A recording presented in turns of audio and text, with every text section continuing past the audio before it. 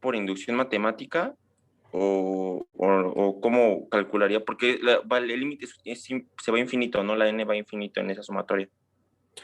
Digamos aquí, bueno, cuando hablamos de la unión infinita está bien definida con el cuantificador de existencia. Si en el inciso B se trata de una unión infinita de conjuntos y esta unión se define a través de la existencia. Y aquí tiene razón, esta serie se define como el límite de las sumas parciales. Y, por ejemplo, si están suponiendo B y quieren demostrar A, hay que entender que en cada punto, cuando elegimos un punto en el conjunto B, digamos, solamente uno de estos sumandos será 1, los demás serán 0. Y a partir de cierto momento, estas sumas parciales en el punto elegido valen 1. Bueno, si estamos en el conjunto B. O si estamos fuera del conjunto B, entonces las sumas parciales siempre valen 0 y también su límite es 0. Entonces hay dos casos. Estamos mostrando esta flecha que B implica A. Y queremos demostrar esta igualdad. Elegimos un punto, por ejemplo, T. Este punto T puede pertenecer al conjunto B o puede no pertenecer al conjunto B. Hay dos casos. Si el punto T no pertenece al conjunto B, entonces, ¿qué pueden decir? ¿Pertenece a alguno de los conjuntos A, K o no pertenece a ninguno? Si empezamos con el caso simple, cuando T no pertenece al conjunto B.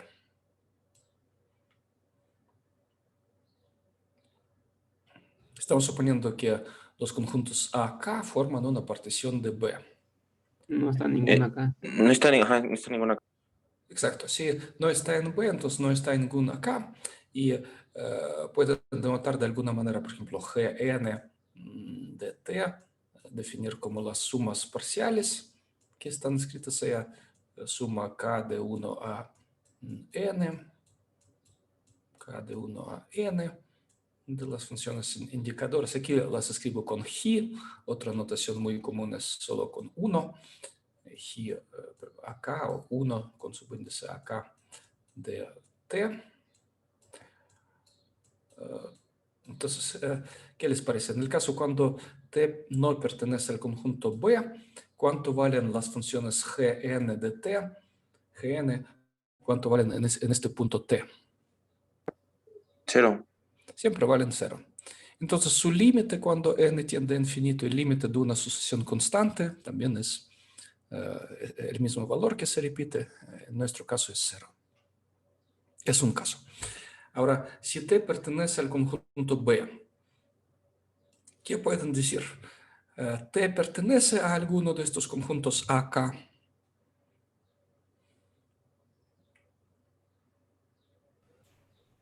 Sí.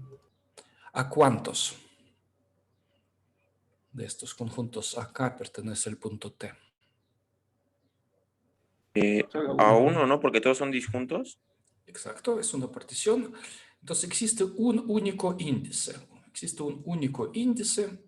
Este índice mejor llamar con otra letra, no con K, mejor con otra letra, o sea, M en los naturales, tal que, ¿por qué prefiero llamar con otra letra? Porque usamos K como variable muda, como variable de la sumatoria. Y mejor llamar con otra letra. Existe un M, un único, tal que T pertenece al conjunto AM. Ahora les pido explicar la situación con el número Gn de T. Este número Gn de T, ¿cuánto es?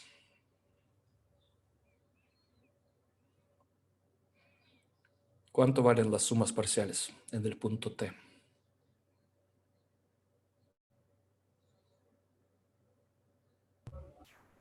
Uno.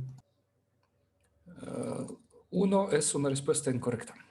Sería T nada más. No. T es el punto donde evaluamos las funciones Gn toman otros valores numéricos.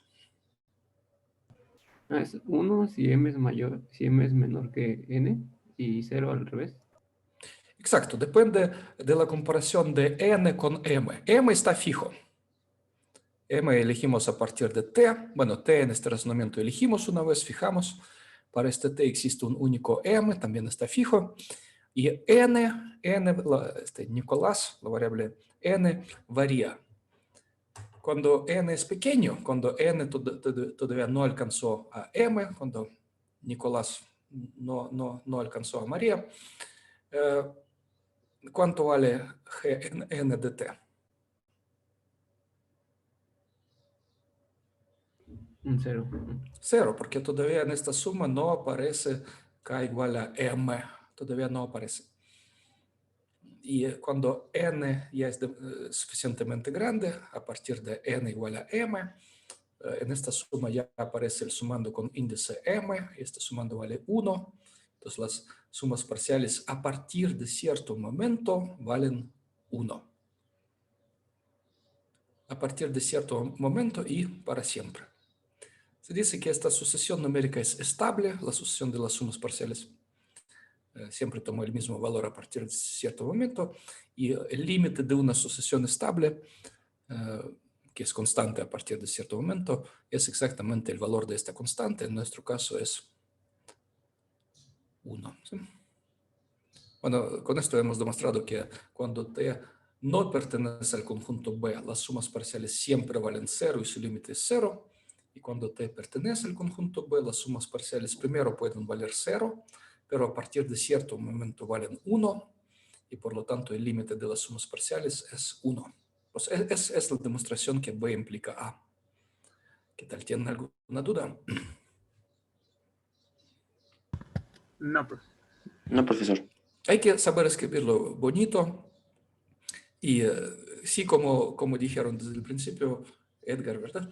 Que esta suma se entiende como el límite de las sumas parciales. Bueno, vamos a ver otro tema. El tema principal de hoy será bastante simple. Aquí no habrá demostraciones muy largas y complicadas, pero hay que manejar con conceptos abstractos el supremo y el ínfimo de la unión de conjuntos. Primero consideremos el caso de la unión de dos conjuntos y luego el caso de una familia de conjuntos.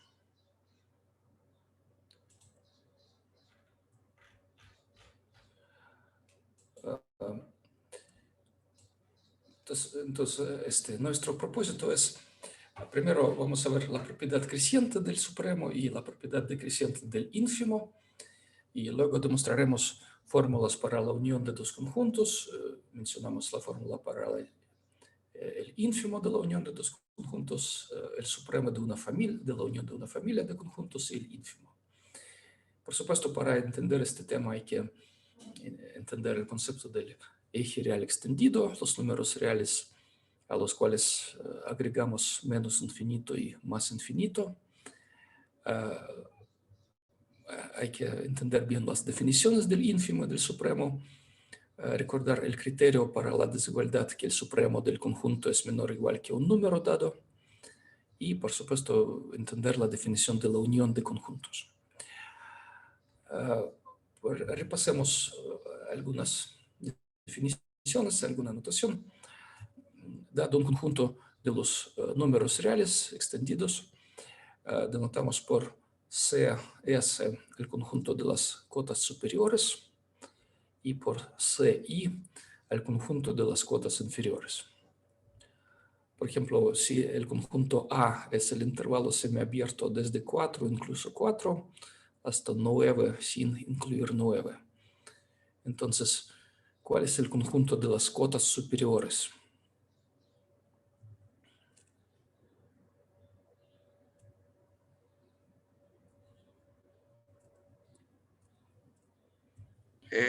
Todos los números mayores o iguales que 9. Exacto, hasta más infinito, incluso más infinito. Y las cotas inferiores. Todos los números menores que 4 y menos infinito. ¿Incluimos 4 o no? Sí. Sí. Sí. Sí, incluimos 4 porque en la definición de cotas inferiores la desigualdad es inestricta. Pueden ver que y el conjunto de las cotas superiores es un intervalo, digamos, cerrado que empieza con el número 9. Y el conjunto de las cotas inferiores es un rayo cerrado que incluye a su extremo 4. Estas propiedades son muy importantes. Se puede demostrar que para cualquier subconjunto de los reales extendidos, el conjunto de las cotas superiores de A tiene un elemento mínimo.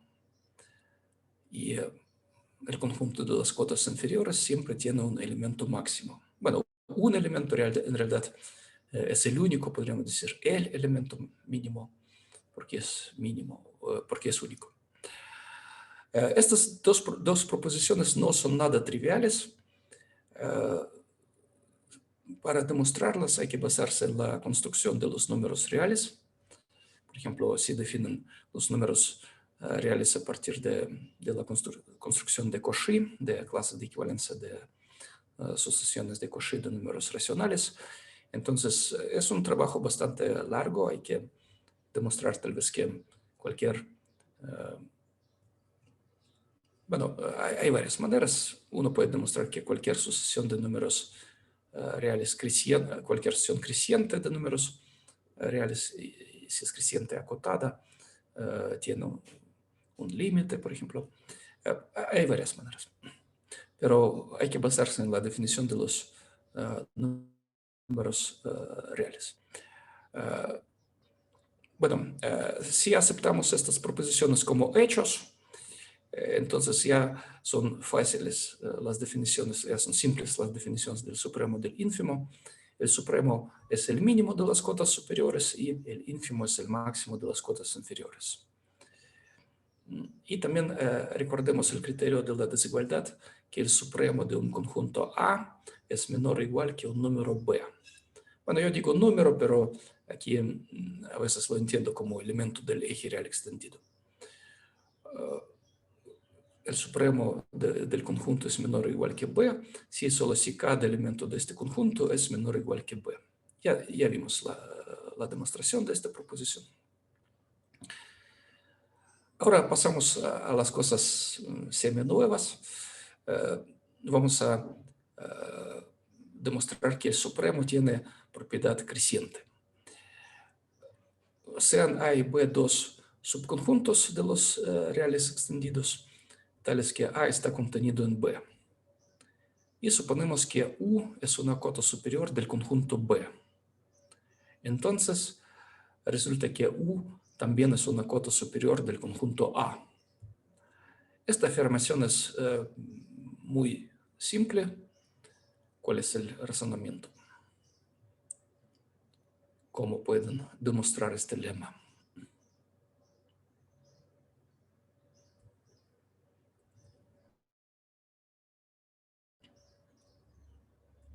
Que el supremo de B es mayor o igual que todos los elementos de B y por ende de todos los elementos de A.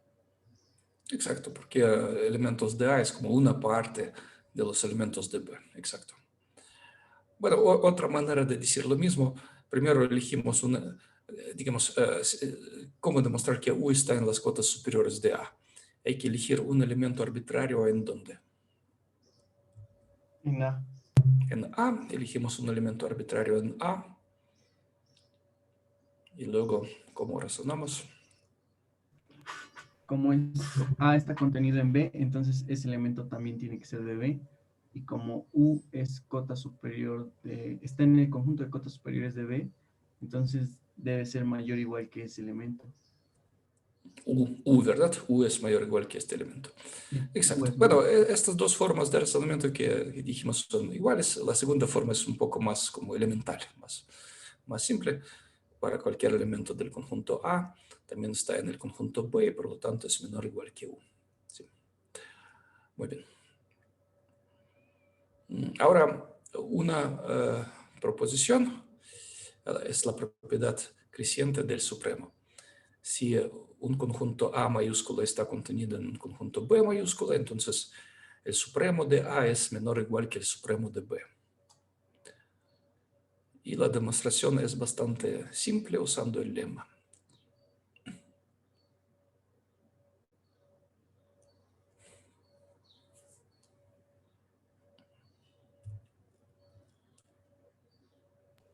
Porque por la anterior, las cotas superiores de B están contenidas en las cotas superiores de A.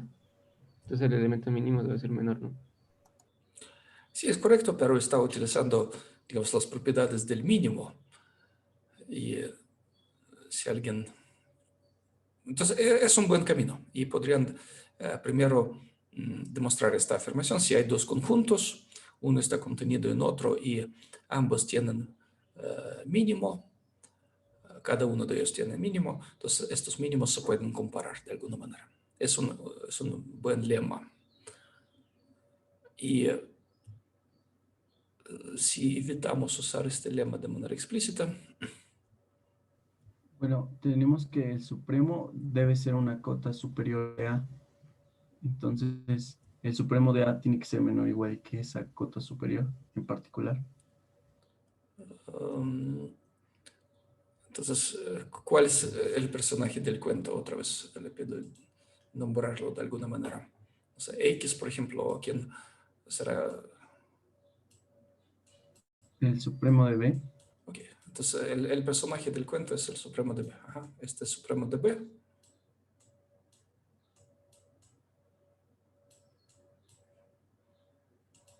Por el lema anterior debe ser una cota de A. Bueno, está omitiendo un pasito muy sencillo. X es el supremo de B, por lo tanto es... Cota superior de B. Uh-huh.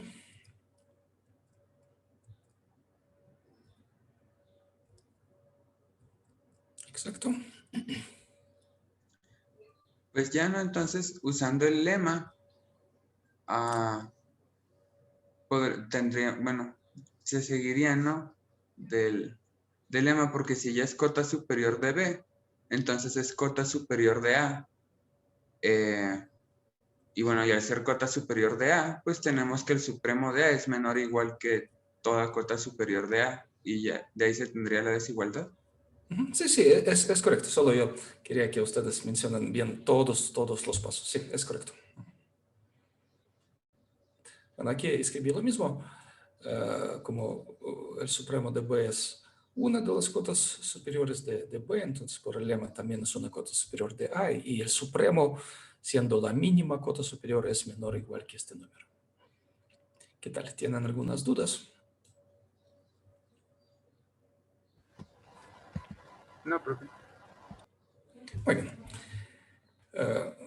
Pues un ejercicio natural es demostrar un resultado similar para los ínfimos, para el ínfimo de dos conjuntos que están comparables, que uno está contenido en otro.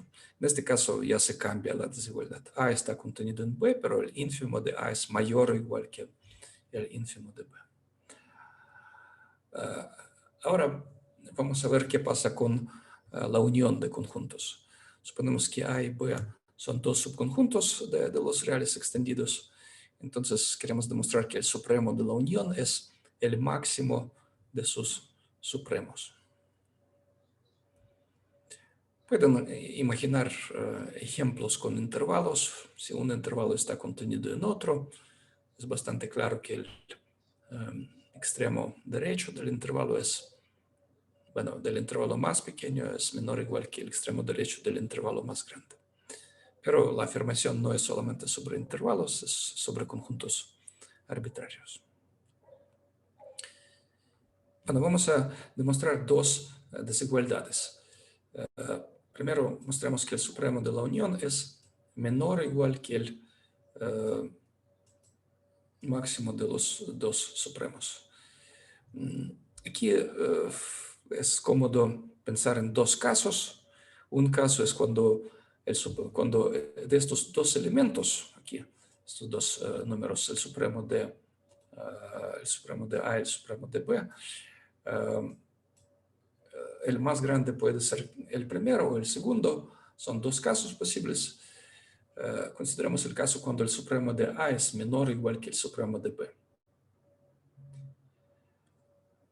En razonamientos con máximos, con mínimos, casi siempre hay que pensar en casos, como elegir quién es el máximo. Hay que siempre tener claro que el máximo de un conjunto, bueno, de cualquier conjunto, el máximo es uno de sus elementos.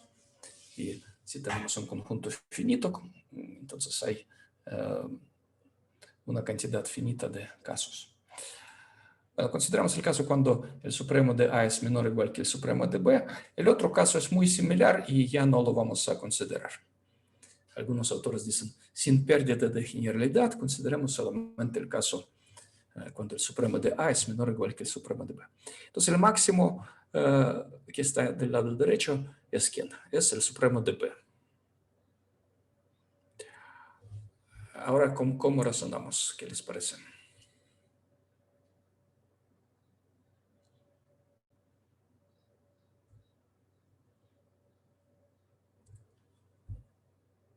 Pues primero tenemos que demostrar que el supremo de B es cota de la unión, ¿no?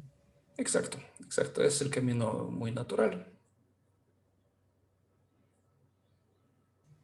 Y lo es porque al ser mayor o igual que el supremo de A, entonces también es cota de A. Si hay un elemento en la unión, entonces debe estar en A o debe estar en B.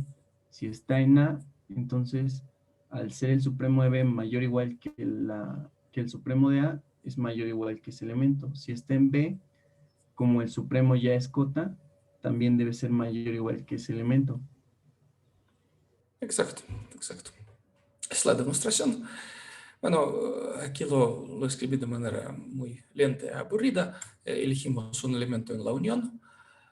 Consideramos dos casos. Si X está en A, entonces se acota por el supremo de A, pero el supremo de A es menor o igual que el supremo de B.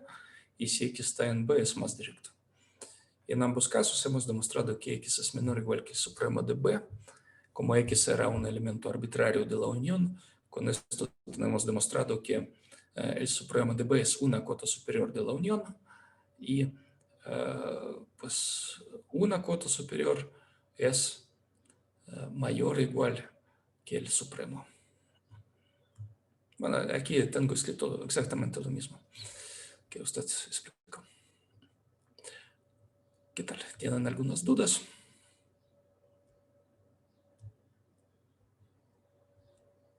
No, profe. Muy bien.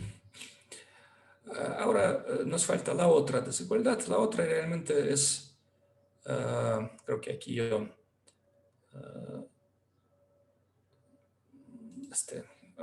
olvidé cambiar el título. Debe ser mayor o igual. El supremo de la unión demostramos que es mayor o igual que el máximo. Aquí usamos la propiedad monótona, la propiedad creciente del supremo. Como el conjunto A está en la unión de los conjuntos A y B, por el lema el supremo de A es menor o igual que el supremo de la unión. Y lo mismo, como B está contenido en la unión, el supremo de B es menor o igual que el supremo de la unión. Pero el máximo de dos números siempre es uno de ellos. Pueden pensar que aquí hay dos casos posibles, que el máximo o es el supremo de B o es el supremo de A, y en ambos casos es menor o igual que el supremo de la unión. Pueden usarlo como un hecho estándar cuando X es menor o igual que, por ejemplo, Z y Y es menor o igual que Z. Cuando se cumplen simultáneamente estas dos desigualdades, ¿qué les parece? Hay una manera de simplificarlo, pasar a una desigualdad.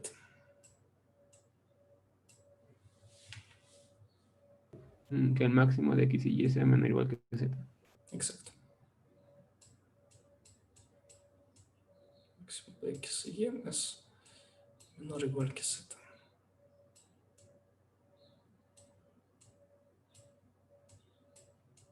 Bueno, esto podríamos hasta demostrar como un hecho, o pueden pensar que es un caso particular de la proposición que sabemos sobre los supremos. El supremo de un conjunto es menor o igual que un número si cada elemento es menor o igual que un número. En el caso de un conjunto de dos puntos, el supremo es el mismo que el máximo. Entonces, esta afirmación que escribí es un caso particular de la proposición que vimos en el inicio. Bueno, que repasamos esta.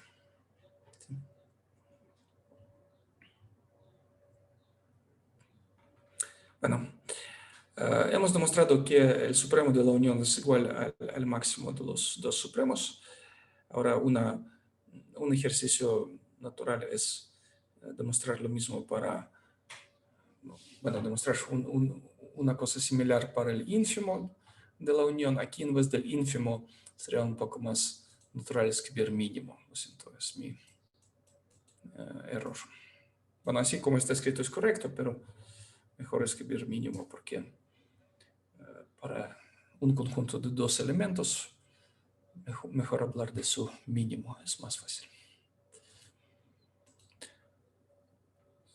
Ahora, ¿qué podemos decir sobre el supremo de la intersección?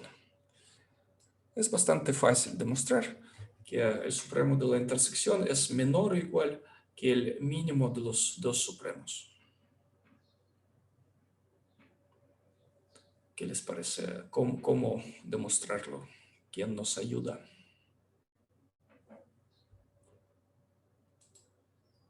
Pues podemos tomar un Z a la intersección, entonces particularmente Z está en A y Z está en B, entonces Z es menor o igual que supremo de A y Z es menor o igual que supremo de B, y eso se puede traducir como Z es menor o igual que el mínimo. Exacto, exacto. O se puede hacer un poquito más breve, evitando trabajar con un punto, utilizando cuál propiedad. ¿No podremos usar el lema? Sí, Porque A intersección B está contenido en A y está contenido en B.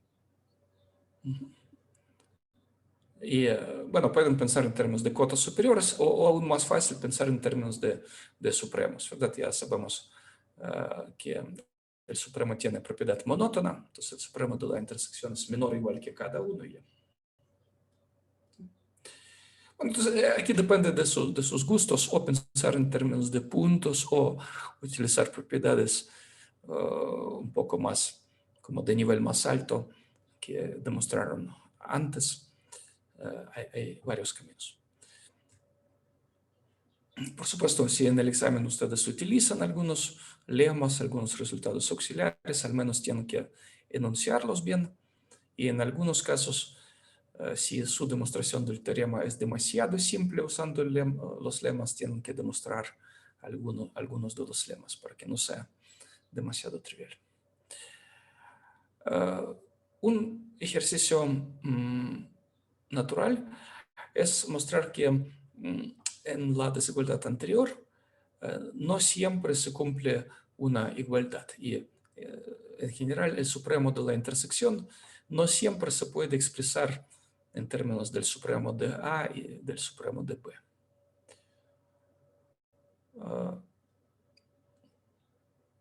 Por ejemplo, hay que encontrar dos subconjuntos de los reales extendidos tales que el supremo de la intersección no coincide ni con el supremo de A ni con el supremo de B. En la clase pasada ya vimos ejemplos. ¿Alguien recuerda o puede construir? ¿Los intervalos disjuntos? Sí, es un ejemplo muy simple que nos da una respuesta. Si son intervalos finitos, disjuntos, no vacíos, entonces el supremo de A y el supremo de B serán algunos números, pero el supremo de la intersección, ¿quién es? Menos infinito. Exacto, será menos infinito por ser el supremo del conjunto vacío. Pueden ver que la desigualdad que está escrita arriba se cumple, pero este menos infinito no coincide con ninguno de los supremos de los conjuntos originales, A y B.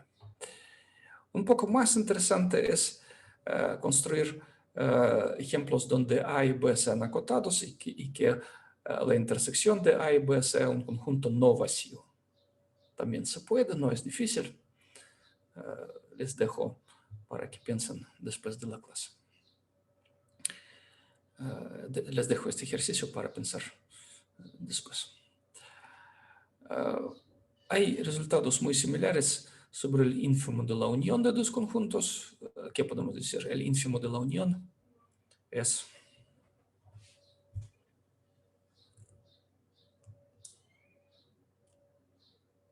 creo que ya lo había enunciado, pero otra vez. Es el mínimo del ínfimo de A y el ínfimo de B. Exacto. Y el ínfimo de la intersección.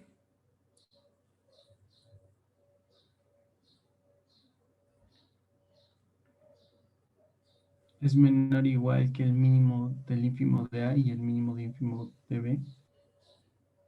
Casi, pero no. Mayor ¿Tendría igual que que el ser máximo. mayor o igual? Que el mínimo o el máximo. Máximo. El máximo. El máximo. Bueno, con mínimo también será cierto, pero será un resultado muy, muy débil. Aquí, lo interesante es que el ínfimo es mayor igual que el máximo de los dos ínfimos. Bueno, es todo sobre dos conjuntos. Y ahora veremos una situación un poco más abstracta, cuando está dada una familia de conjuntos. Miren, aquí escribí esta frase: AJ es una familia en 2 a los reales extendidos. ¿Recuerdan? 2 a la algo, si escribimos 2 a la x, es una notación posible para el conjunto potencia, son todos los subconjuntos de x, y decir que está dada una familia en un conjunto significa que los elementos de la familia son elementos del conjunto. En nuestro caso, cada AJ será un elemento de esto, es decir, cada AJ es un subconjunto de los reales extendidos. ¿Qué tal? ¿Tienen alguna duda sobre esta terminología? No, pues, Una pregunta así nomás un poquito curiosa. ¿Tiene que ver con la notación de funciones? De una función de R a 2 o algo así. Sí. Pensar en subconjuntos es más o menos lo mismo que pensar en funciones características. Dar un subconjunto. ¿Qué significa dar un subconjunto de X? Si X es un conjunto grande y Y es un subconjunto pequeño. Definir Y significa para cada punto del conjunto grande X, decir pertenece o no pertenece. ¿Verdad? Entonces pueden pensar que dar un subconjunto es lo mismo que dar una función que va de X al conjunto de dos elementos 0, 1.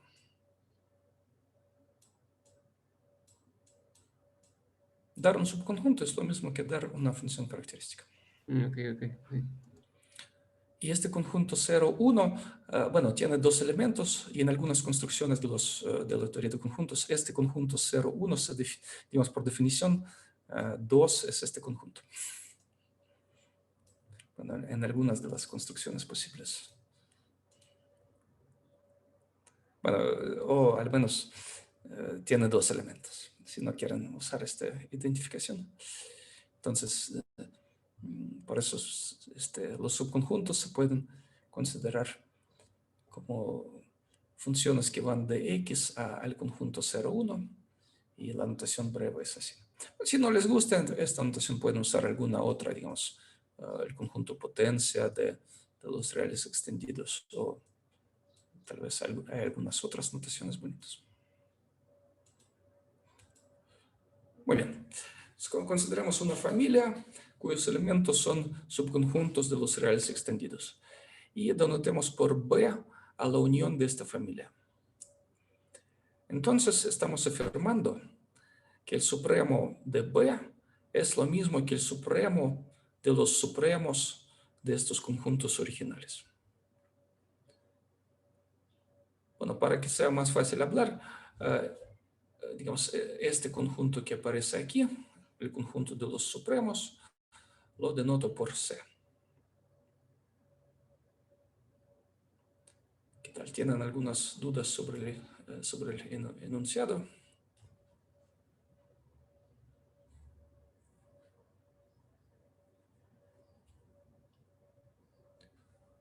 Lo que vimos antes, cuando eran dos conjuntos, se podría considerar como un caso particular, cuando están dados A1 y A2.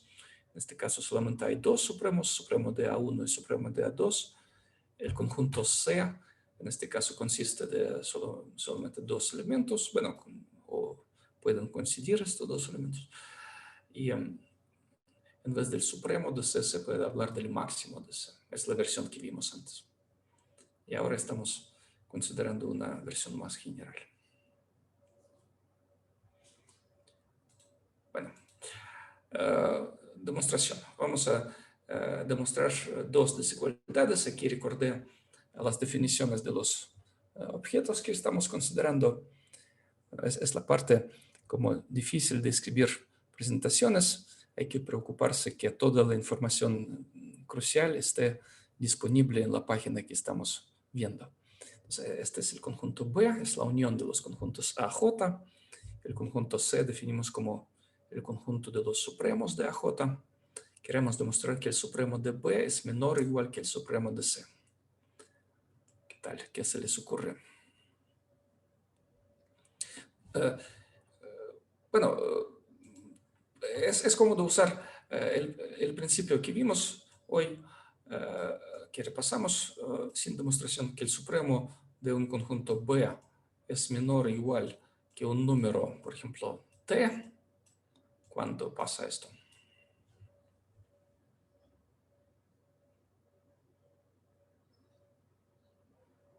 Cuando T es cota superior de B.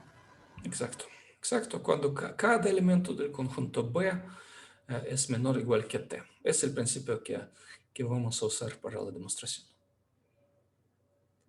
Entonces, ¿qué se les ocurre?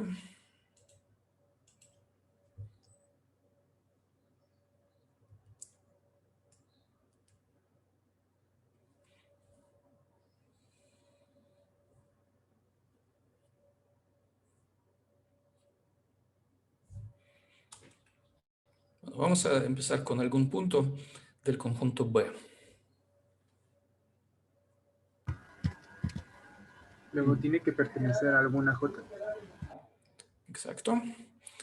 Existe un índice tal que X pertenece a este conjunto. Aquí prefiero usar otra letra porque, bueno, puede ser que, bueno, J hace papel de variable muda, tanto aquí como aquí, entonces mejor de otra manera para no confundir con la variable muda que aparece aquí. Aunque tal vez podríamos usar la misma J, pero por si acaso yo puse otra letra. ¿Qué conclusiones podemos hacer de aquí? Si X está en AK, entonces... Y X es menor o igual que el supremo de acá. Exacto.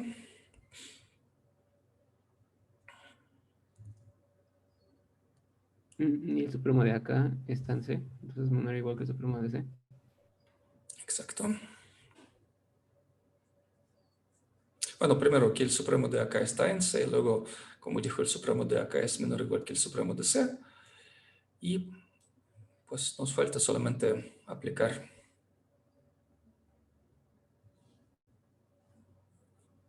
Transitividad.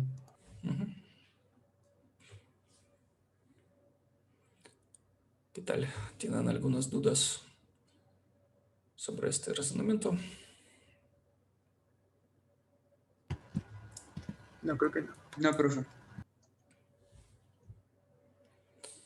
Bueno, aquí estamos hablando de cosas bastante simples y en cierto sentido hasta aburridas. Y los diagramas nos ayudan, bueno, a escribirlo de manera un poco más divertida para no aburrirnos en una cadena de secuencias. Ahora, la otra parte, queremos demostrar que el supremo de C es menor o igual que el supremo de B. Ahora, ¿cómo razonamos? El supremo de B vamos a tratar como un átomo, como un número y queremos demostrar que este supremo de B nos sirve como ¿quién? Como una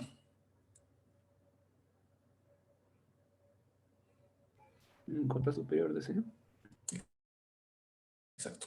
Es la manera natural de demostrar esta desigualdad. ¿Cómo vamos a razonar?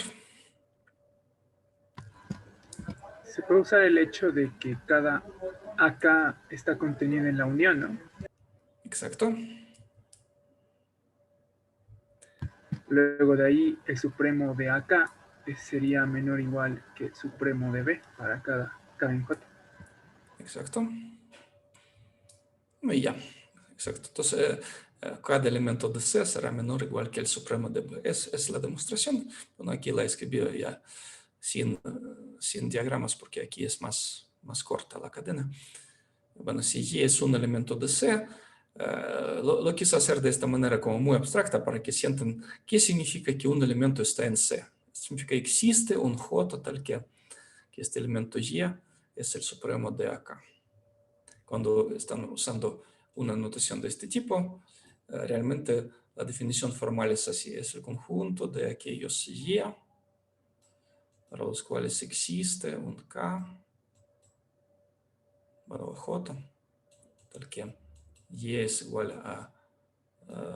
al supremo de AJ. Bueno, aquí utilizo esta definición. Si Y está en C, entonces existe un K tal que Y es el supremo de AK.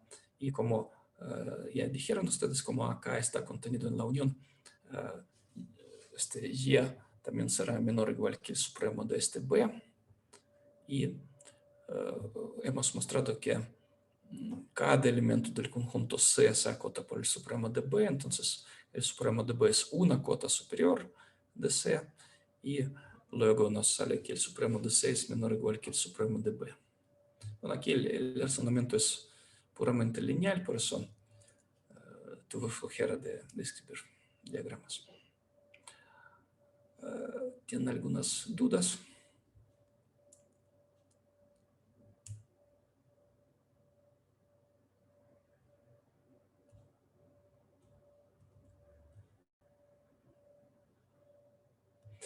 Bueno, para muchos de ustedes esto debe ser simple, prácticamente trivial, pero si alguien tiene dudas, si se pierde ahora, si no puede estar consciente más de un par de minutos en estos temas, es una señal que hay que entrenarse, hay que escribir demostraciones de este tipo. En los exámenes, en las tareas, no será suficiente decir, no sé, juro con el nombre de Santo Pablo. No sé.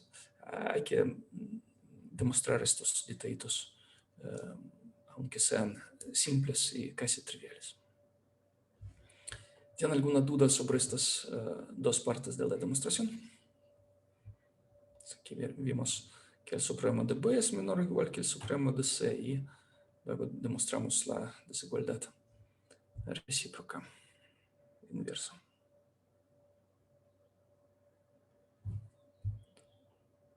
Bueno, una buena manera de verificar si ustedes entienden o no es escribir una demostración similar para la propiedad del ínfimo de una unión.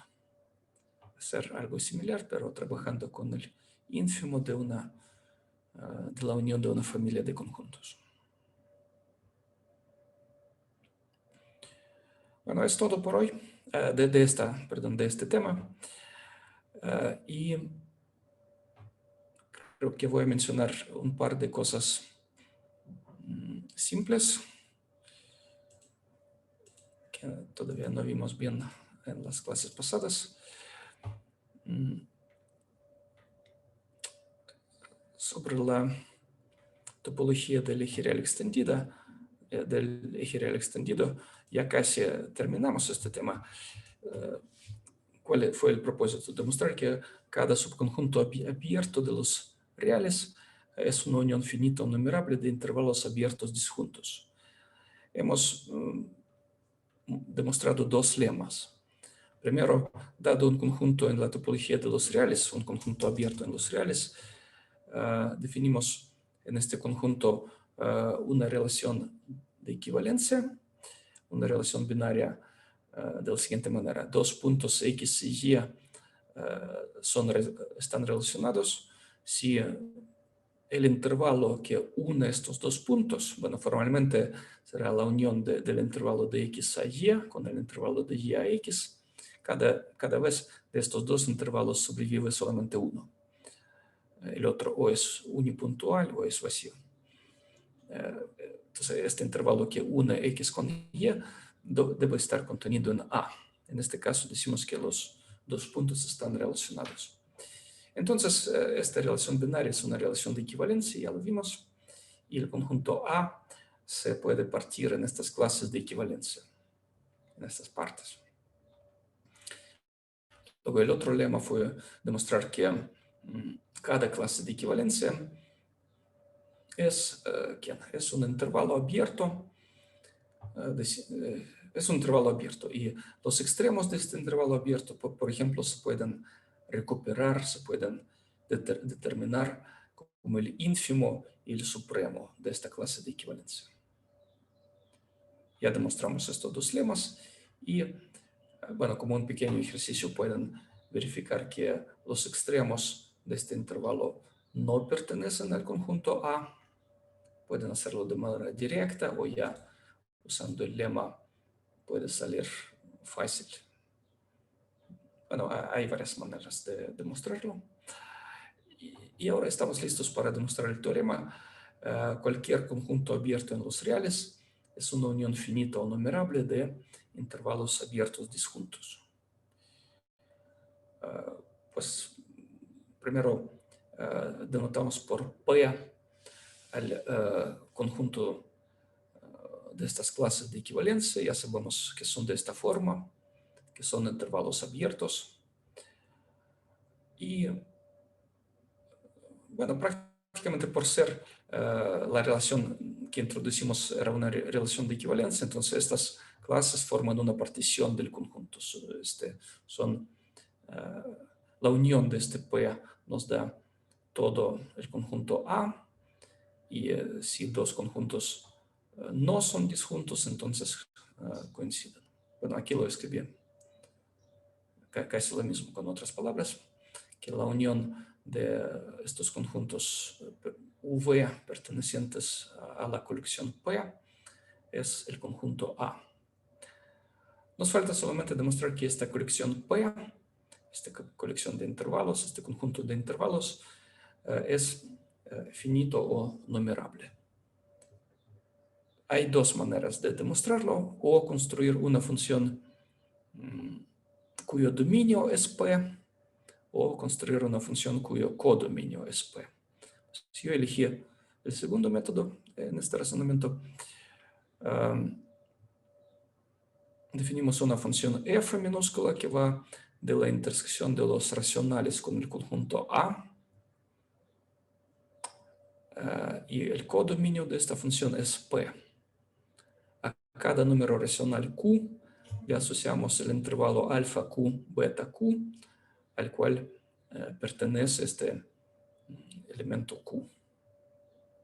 Digamos, a cada número racional Q le asociamos su clase de equivalencia. Se puede ver que esta función f es supraactiva, es sobre, y por lo tanto, bueno, como f está definida en un conjunto numerable, la imagen de f también es un conjunto finito o numerable.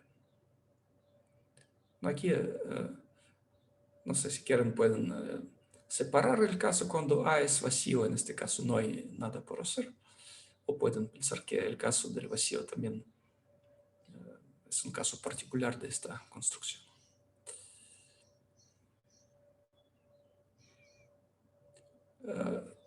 Una pregunta. ¿Por qué esta función f es sobre? ¿Por qué es supraactiva?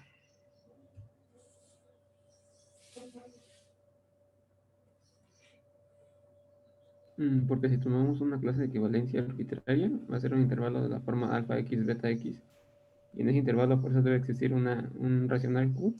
Y la clase de equivalencia de X es igual a la clase de equivalencia de Q. Excelente, es la justificación completa. ¿Y por qué existe este Q en el intervalo dado? ¿Cómo se llama esta propiedad? La densidad de los racionales en los reales. Exacto. Usamos el hecho que los racionales forman un subconjunto denso en los reales. Exacto. Es la idea. Aquí lo omití para hacer su vida un poco más divertida, pero sí, es este razonamiento. Bueno, uno puede también tener una duda un poco más abstracta. Cuando tenemos una función f definida, por ejemplo, en el conjunto de los naturales o en un conjunto numerable x y toma valores en y. Bueno, en general, cuando tenemos una función sobreactiva que va de x a y queremos concluir que la cardinalidad de y es menor o igual que la cardinalidad de x, en general, este hecho, esta proposición requiere el axioma de elección. Pero en el caso cuando x es numerable, como en nuestro caso este conjunto A intersección con Q es numerable, en realidad no es necesario aplicar el axioma de elección. Pueden modificar un poco la definición de f y en vez de tener una función suprayectiva, tener una función biyectiva. ¿Cuál es la idea? Bueno, ya tienen una numeración de los racionales que pertenecen al conjunto A. Entonces, el primer número racional Q1 le asocian su clase de equivalencia, ¿verdad? Y con esto están como empezando a numerar las clases de equivalencia. Luego, Q2 puede tener la misma clase de equivalencia o puede tener otra. Si tiene la misma, simplemente lo omitimos. Y si tiene otra, por ejemplo, si Q3 tiene otra clase de equivalencia, entonces su clase de equivalencia ya tendrá índice 2, ¿verdad? Puede ser que Q4 y Q5 tienen las mismas clases de equivalencia que los elementos anteriores, entonces simplemente no los tomamos en cuenta. Y luego, por ejemplo, Q6 tiene otra clase de equivalencia y a su clase de equivalencia le asignamos el índice 3. Entonces, cuando hay repeticiones, los podemos omitir. Este razonamiento que les estoy explicando de manera intuitiva se puede formalizar un poco. Es un razonamiento por inducción. Es una construcción inductiva que no utiliza el axioma de elección, solamente utiliza el axioma de inducción. Bueno, entonces, cuando el dominio es numerable y tenemos una función sobre, otra manera de explicar este razonamiento es quitar las repeticiones, omitir las repeticiones y construir una biyección. ¿Qué tal? ¿Entienden intuitivamente la idea que intento de explicar?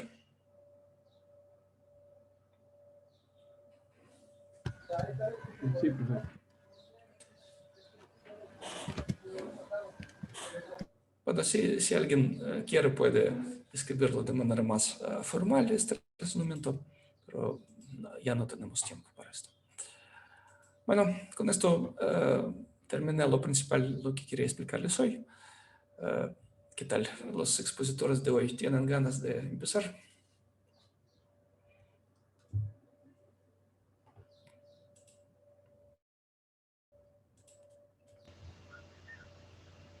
Si no tienen ganas, si prefieren exponer el jueves o viernes, no hay problema. Es que el que estaba más entusiasmado por exponer hoy era Aldo y pues creo que ya se desanimó por lo de su internet. Aldo. Aldo Sergio Roano está aquí. Sí, yo. ¿Qué Pero tal? yo voy a decir lo último. Entonces, lo Ok. que hacemos hoy, yo no alcanzaría a pasar. No, entonces usted expondría el viernes. Sí, profe, si se puede, lo que pasa es que mi mamá va a dar clase el jueves por Zoom Sí, igual. entiendo, está bien. Entonces, sus compañeros, ¿qué tal? Samantha y Jesús, ¿verdad? quieren exponer hoy.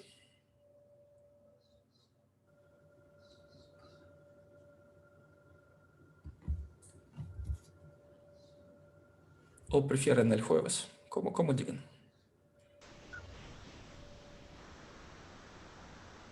Yo preferiría el jueves. Ok, entonces hoy vamos a ver algo muy rápido.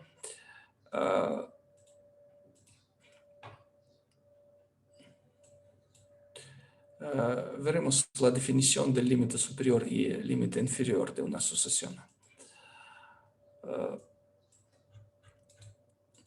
En las clases pasadas ya demostramos una proposición sobre el límite de una asociación creciente. Demostramos que el límite de una asociación creciente es lo mismo que su supremo. Y esto nos permite hacer la siguiente construcción.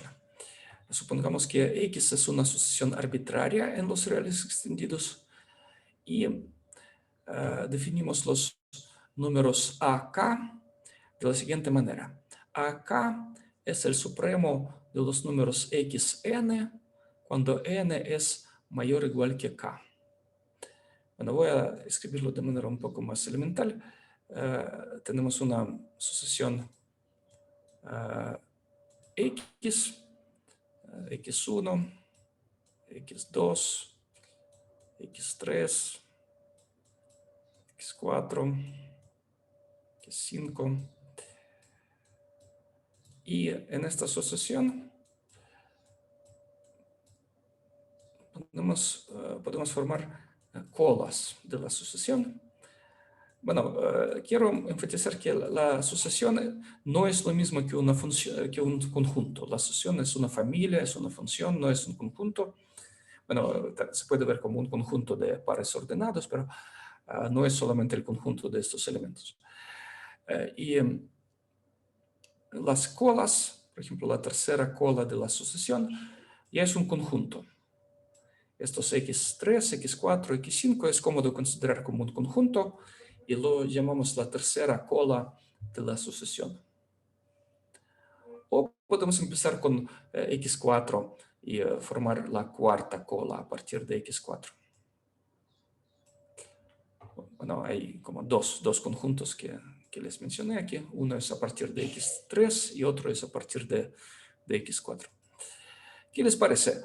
¿Cómo podemos comparar estas colas? Una es la que empieza con X3 y otra la que empieza con X4. ¿Cómo comparar estas colas?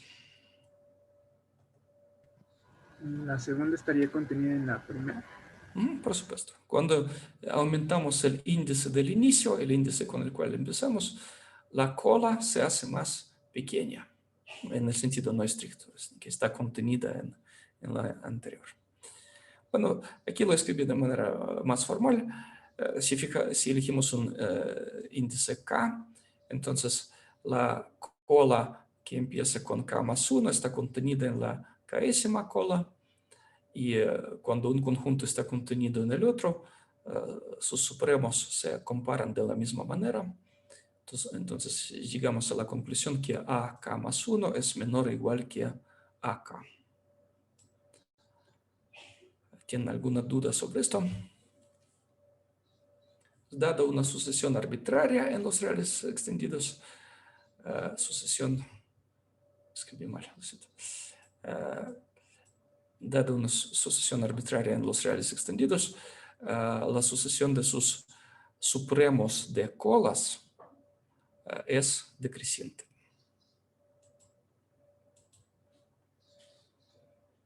¿Qué tal? ¿Tienen alguna duda?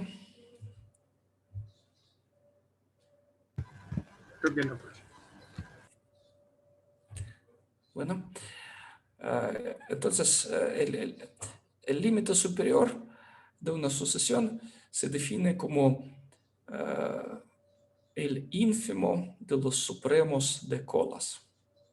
Entonces, el ínfimo de estos numeritos AK, que fueron los personajes del cuento anterior. El ínfimo de estos AK. es la definición del límite superior. Bueno, y como la sucesión de los AK es decreciente, en vez de hablar del ínfimo de estos AK, también se puede hablar del límite de estos AK. Algunos pueden preferir la definición con el ínfimo de los supremos, otros pueden, digamos, usar esta definición, que es el límite de los supremos. Bueno, a mí me gusta pensar que el supremo y el ínfimo son conceptos un poco más simples que límites, y por eso prefiero definir así con el ínfimo de supremos, porque para ínfimos y supremos siempre hay garantía de su existencia. Pero como la sucesión de estos numeritos AK es decreciente, este ínfimo es lo mismo que el límite. ¿Qué tal? ¿Tienen alguna duda?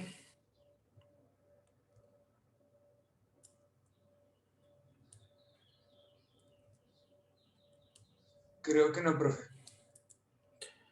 Bueno, para acostumbrarse a esta definición, al menos hay que hacer el mismo trabajito pequeño para el límite inferior. Entender que el límite inferior es también, bueno, se puede definir como el supremo de cierta sucesión. Se define como el supremo de los ínfimos de las colas. Y como las colas como conjuntos forman una sucesión decreciente, sus ínfimos forman una sucesión creciente, y el límite inferior es lo mismo que el límite de los ínfimos. Pues lo que acabo de decir, pues hay que escribirlo bonito para estar preparados. Luego vamos a demostrar descripciones de límites superiores e inferiores en términos de cuantificadores y desigualdades. En la definición aparecen ínfimos y supremos. Son conceptos ya bastante complicados. Bueno, el ínfimo tiene al menos 2 cuantificadores, el supremo tiene al menos 2 cuantificadores. Parece que necesitamos como 4 cuantificadores, pero en realidad para, por ejemplo, dar una caracterización que el límite superior es menor o igual que un número, resulta que es suficiente poner 3 cuantificadores. El límite superior es menor o igual que un número b, si y solo si para todo c mayor que b, existe un k, tal que a partir de k, todos los elementos son menores que c. Pueden imaginarlo en la recta real como se ve. Y la demostración es simple usando los criterios que vimos antes para comparar el supremo de un conjunto con un número. Bueno, para la gente que todavía recuerda su niñez, sus tiempos felices de cálculo 1 o cálculo 2, ¿qué les parece? Esta estructura para todo existe, tal que para todo, es muy similar a la definición de qué.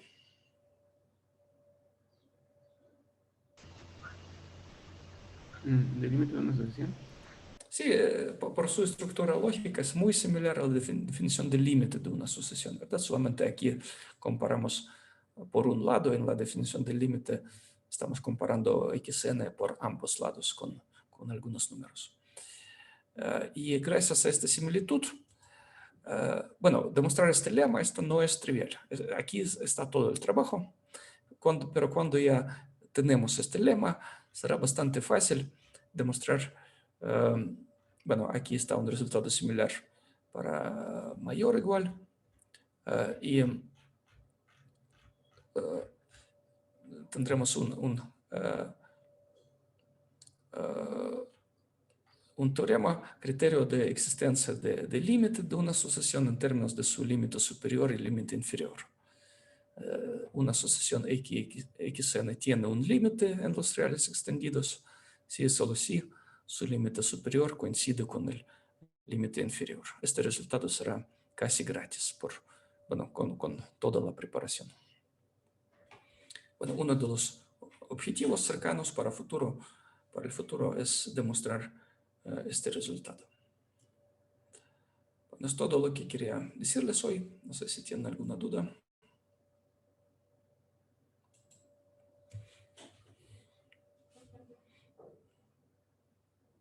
Por el momento no, profe. Ok, entonces despedimos con todos excepto los expositores de Sigma Álgebras y podemos revisar juntos su presentación.